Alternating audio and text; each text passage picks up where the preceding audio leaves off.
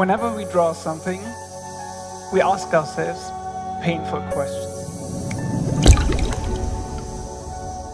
Such as, is this drawing good? Am I talented?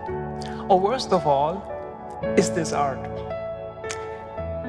And that leads many of us to say, well, this doesn't look like art.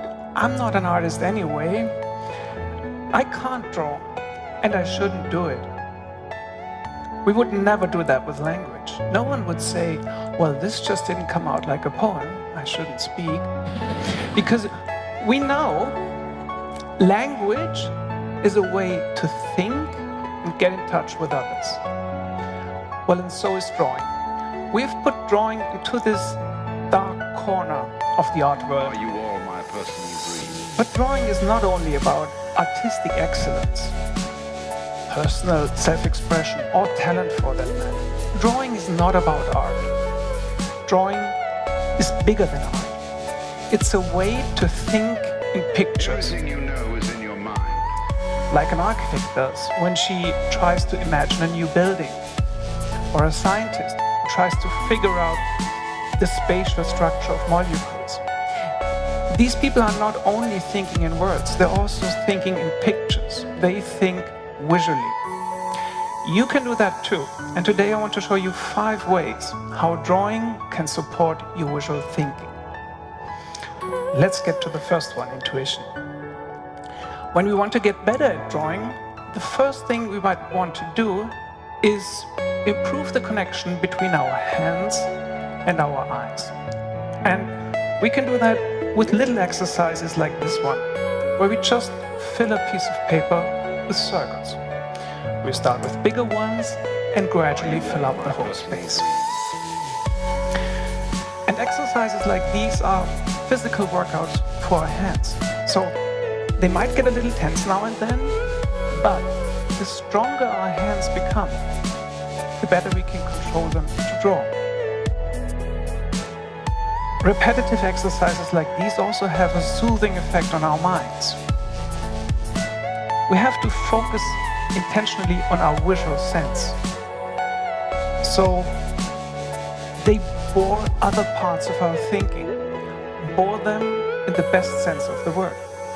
They bore our restless thoughts and worries and make room for a more intuitive visual mindset. And in this intuitive mindset, we can see beautiful things.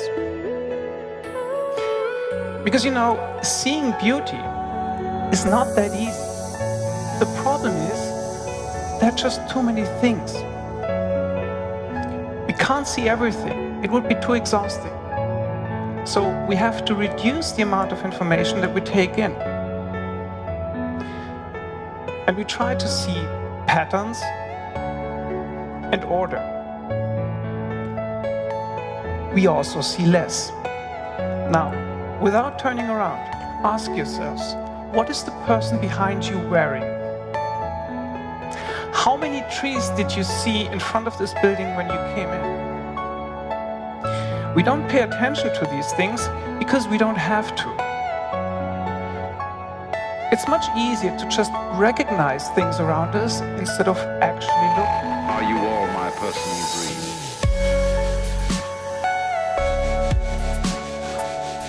All we need to do is identify the tree so we don't run into it.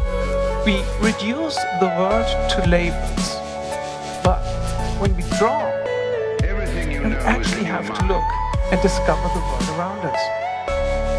The labels disappear and we see what is actually there right now. We situate ourselves in the world.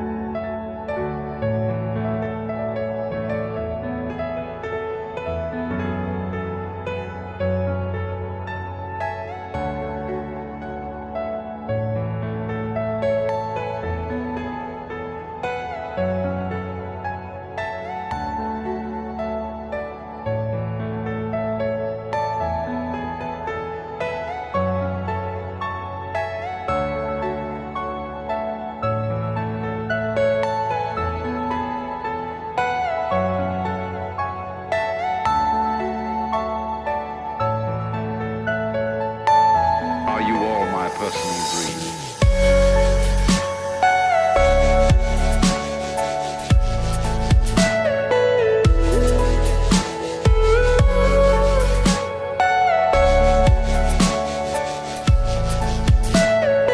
Everything you know is in your mind.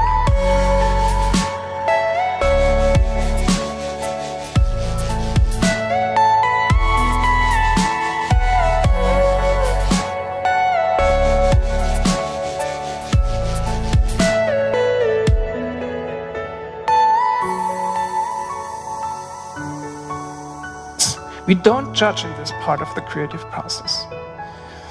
And then in the second part, when we narrow things down to find out a viable solution, a stupid idea from before might turn out as just the right birthday present for a friend. And you can apply this way of visual thinking to all sorts. Creativity really is like breathing.